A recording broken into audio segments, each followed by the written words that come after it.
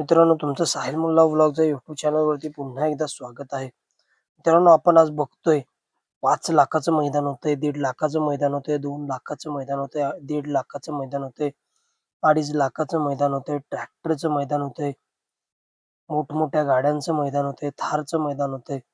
नक्कीच खूप असे मोठे मैदान होतात आहे. बैलगाडी क्षेत्राला सोनेरी दिवस आलेले आहेत मित्रांनो. आणि मित्रांनो, जेव्हाही 1 लाख, 1.5 लाख, 2 लाखाची मैदान असतात. त्या मैदानामध्ये मित्रांनो गाडा मालकांना किती पैसे मिळतात आणि किती खर्च होतो, गाडा मालकाला किती भेटतात, ड्रायव्हरला किती भेटतात, त्या बैलासोबत, मालकासोबत येणाऱ्या सवंगडींना किती भेटतात, ते आपण या व्हिडिओमध्ये बघणार आहोत. तरी व्हिडिओ शेवटपर्यंत बघा आणि लाईक, शेअर आणि सबस्क्राईब करायला विसरू नका.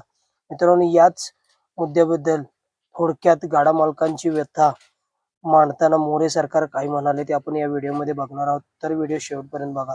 आज बैलगाडी मालकानं 1 नंबर केला. 1 लाख रुपये बक्षीस. त्यातला ड्रायव्हर नेणार 20%, आला 80,000. त्याच्यातलं 10,000 रुपये इकडं तिकडं गेलं, झालं 70,000. त्यात 2 वाटण्या आले 35,000. त्यात भाडं गेलं 5,000, राहिले 30,000. आणि त्याच्यातनं या ठिकाणी सगळे सोयरी त्यांना गेले 10,000, हातात राहिले 20,000 रुपये. 1 लाख रुपये बक्षीस असलं तरी हातात फक्त 20,000.